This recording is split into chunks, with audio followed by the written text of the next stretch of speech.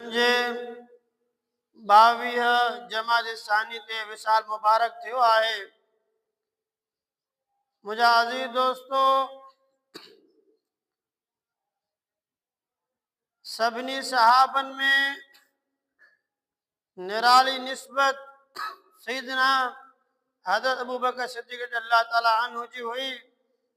जो एक वक्त हुयो सैयदना फारूक आज़म रज़ी अल्लाह ताला अन्हु पंहिंजे दोस्तन सां वेठो हुयो ऐं हू ॿियनि खे चवण लॻो त मूंखे ही पसंद आहे त ख़ालिक़ काइनात मुंहिंजी सॼी ज़िंदगीअ जा अमाल नेक अमाल उन्हनि खे सैयदना सिद्दीक़ अकबर अल्लाह ताला अन्हु जे अमाल जी हिकु राति ऐं हिकु ॾींहं जे बराबरि करे। ही उहो फारूक आज़म रज़ी अल्लाह ताला अन्हु आहे जो तजवीज़ पेश करे थो त क़ुरान मजीद जी हिकु आयत नाज़िल थिए थी। सैयदना फारूक आज़म रज़ी अल्लाह ताला अन्हु ही उहो बहादुर आहे जंहिंजे पाछे खां शैतान रुझी भॼी वेंदो हो, जंहिंजी चमकंदड़ तलवार खां दूर दूर ताईं शैतान भॼी वेंदो हो। ओहो बहादुर फारूक आज़म रज़ी अल्लाह ताला अन्हु फरमाए थो त मुंहिंजी ज़िंदगीअ जा तमाम नेक अमालनि खे अल्लाह तबारक व तआला हज़रत अबू बकर सिद्दीक़ अल्लाह ताला अन्हु जी ज़िंदगीअ जी हिकु राति ऐं हिकु ॾींहं जी नेकीअ जे बराबरि करे त मुंहिंजे लाइ उहो सुठो आहे। पोइ पुछियो वियो त उहा कहिड़ी राति आहे ऐं उहो कहिड़ो ॾींहुं आहे जंहिंजी अव्हां तमन्ना करे रहिया आहियो, जो एतिरी फज़ीलत वारी उहा कहिड़ी राति आहे, कहिड़ो ॾींहुं आहे। त सैयदना उमर फारूक रज़ी अल्लाह ताला अन्हु फरमाए थो त जिथे राति जी ॻाल्हि आहे, अम्मा लैलतुन फलैलतुन सार फीहे मअ रसूलुल्लाह सल्लल्लाहु अलैहि वसल्लम, फरमाए त हीअ राति उहा आहे जंहिं राति जो नबी अकरम सल्लल्लाहु अलैहि वसल्लम जन सां गॾु सैयदना सिद्दीक़ अकबर रज़ी अल्लाह ताला अन्हु अकेलो सफ़र करे रहियो हो। इल्ला तंसुरू फ़क़द नसरहुल्लाह, मगर तव्हां मुंहिंजे महबूब जी मदद न कंदो त रब पाक उन जी मदद कंदो। यानी जॾहिं काफ़िरनि घणो तंग कयो त उन्हीअ करे दीन जे मदद जे ख़ातिर अल्लाह पाक फरमाए त अगर तव्हां मुंहिंजे महबूब जे दीन जी मदद न कई त रब ताला उन जी मदद कंदो।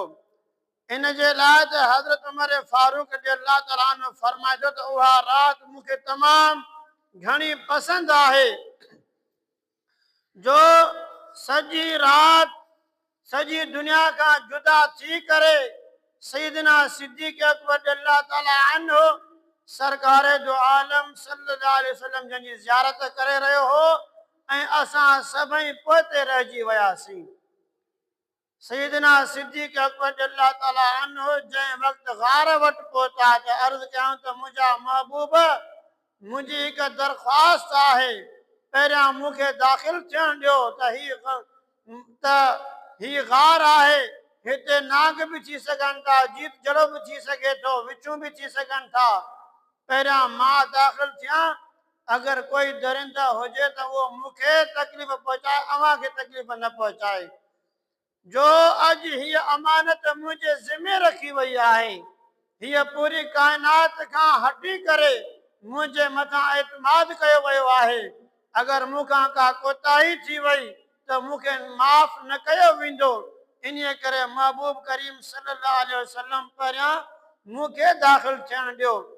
यादि रखो, माण्हू मजाज़ी इश्क में महबूबनि जूं ॻाल्हियूं कंदा आहिनि, मगर थोरी मुश्किल दरपेश थींदी आहे त उहे मोहबत खां इस्तीफ़ा ॾेई छॾींदा आहिनि।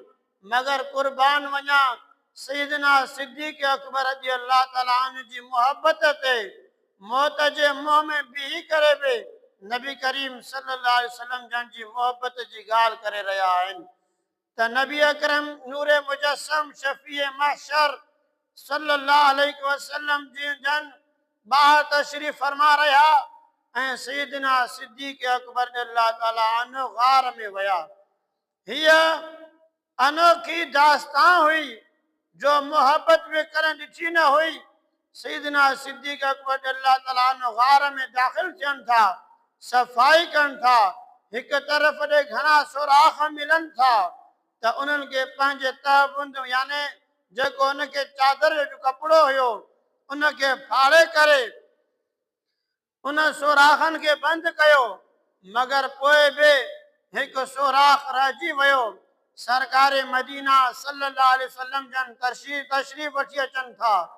सैयदना सिद्दीक़ अकबर अल्लाह ताला जी झोली में आराम कनि था ऐं सैयदना सिद्दीक़ अकबर अल्लाह ताला जे पेर खे टंगियो पियो वञे थो ऐं सिद्दीक़ अकबर अल्लाह ताला जे अखियुनि मां पाणी हले थो त हिते सैयदना फारूक आज़म रज़ी अल्लाह ताला जो हिकु हवालो ॾिनो वञे थो, फरमाए थो त मुंहिंजी सॼी ज़िंदगीअ जूं नेकियूं हिक तरफ़ ऐं सैयदना सिद्दीक़ अकबर अल्लाह ताला जे उन ॾींहुं ऐं उन राति जी नेकी हिक तरफ़। हीअ उहा राति आहे जो जंहिं राति में असां सभु पोते रहिजी वियासीं ऐं अकेलो सैयदना सिद्दीक़ अकबर अल्लाह ताला अन्हु हुयो, उन जी निगाह हुई ऐं महबूब करीम सल्लल्लाहु अलैहि वसल्लम जो चेहरो मुबारक हुयो।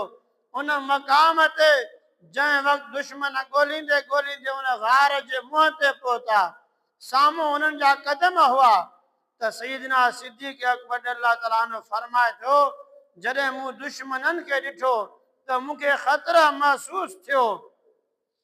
अगर हू पंहिंजे कदमनि जे तरफ़ यानी कि हेठि ॾिसंदा त असांखे ॾिसी वठंदा। पोइ मां घबराइजी वियुसि ऐं अर्ज़ु कयो त या रसूल अल्लाह सल्लल्लाहु अलैहि वसल्लम दुश्मन गार ताईं पहुची विया आहिनि, मूंखे ख़ौफ़ आहे किथे मुंहिंजा महबूब तव्हांखे तकलीफ़ न ॾियनि। त सुननि जे सरदार अहमद मुजतबा मुहम्मद मुस्तफ़ा सल्लल्लाहु अलैहि वसल्लम जन उनखे दिलासो ॾिनो ऐं उनखे बयान कयो वञे थो। अल्लाह पाक क़ुरान मजीद में फरमाए थो सानी यसनैनि इज़ हुमा फिल गार इज़ यक़ूलु लिसाहिबिही ला तहज़न इन्नल्लाह मअना। सिर्फ़ ॿिनि जानियुनि सां जॾहिं उहे ॿई गार में हुआ, जॾहिं पंहिंजे दोस्त खे फरमाए रहियो हो त गम न कर, बेशक अल्लाह असां सां गॾु आहे। ही सैयदना सिद्दीक़ अकबर अल्लाह ताला अन्हु जी अज़ीम सहाबियत आहे जो उन जी सहाबियत ते अल्लाह पाक क़ुरान पाक में आयतूं नाज़िल कयूं आहिनि। सभु सहाबी अज़ीम सहाबी आहिनि, मगर सैयदना सिद्दीक़ अकबर अल्लाह ताला अन्हु उहो अज़ीम सहाबी आहे जंहिंखे अल्लाह पाक नबी करीम सल्लल्लाहु अलैहि वसल्लम जो साहिब फरमायो आहे। रसूल अकरम सल्लल्लाहु अलैहि वसल्लम जन दिलासो ॾियण वक़्तु ईअं न फरमायाऊं ला तहज़न इन्नल्लाह मई, ईअं कोन फरमायाऊं त सिद्दीक़ अकबर गम न कर अल्लाह ताला मूंसां गॾु आहे, ईअं कोन फरमायाऊं, बल्कि फरमायाऊं इन्नल्लाह मअना, ए सिद्दीक़ अकबर गम न खा, बेशक अल्लाह तबारक व तआला असां ॿिन्ही सां गॾु आहे। हिकु मौक़ो अहिड़ो हुयो जो जॾहिं हज़रत मूसा अलैहिस्सलाम जी क़ौम हज़रत मूसा अलैहिस्सलाम सां गॾु हुई ऐं साम्हूं दरियाह अची वियो, पोयां फिरौन जी फ़ौज अची वई त हज़रत मूसा अलैहिस्सलाम जी क़ौम चयो त फलम्मा तराअल जमआन क़ाल असहाबु मूसा इन्ना लमुदरकून। पोइ जॾहिं ॿई टोला हिक ॿिए जे आम्हूं साम्हूं थिया त हज़रत मूसा अलैहिस्सलाम जी क़ौम चयो त असांखे त अची पहुता, असां त पकिड़िजी पियासीं, घबराइजी विया।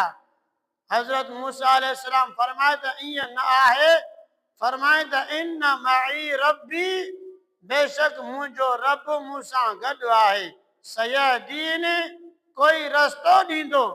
इजो मूंखे राह ॾे थो, कोई रस्तो कं कढंदो।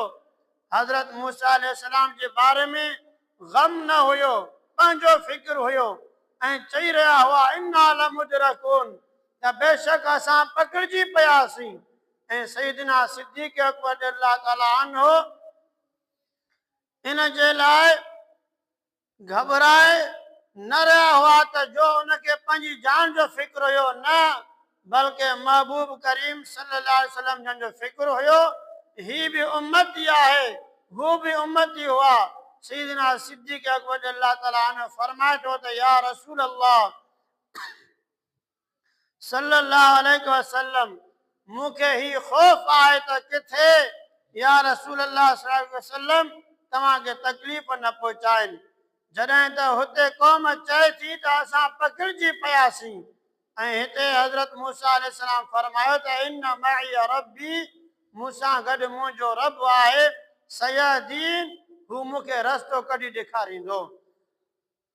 कुर्बान वञूं सईदना सिद्दीक़ अकबर रज़ियल्लाहु ताला अन्हु ते, जो जॾहिं उन परेशानीअ जो इज़हार फरमाइनि था त सरकार दो आलम सल्लल्लाहु अलैहि वसल्लम जन फरमाइनि था अल्लाह पाक मूसा बि गॾु आहे त अल्लाह पाक तोसां बि गॾु आहे।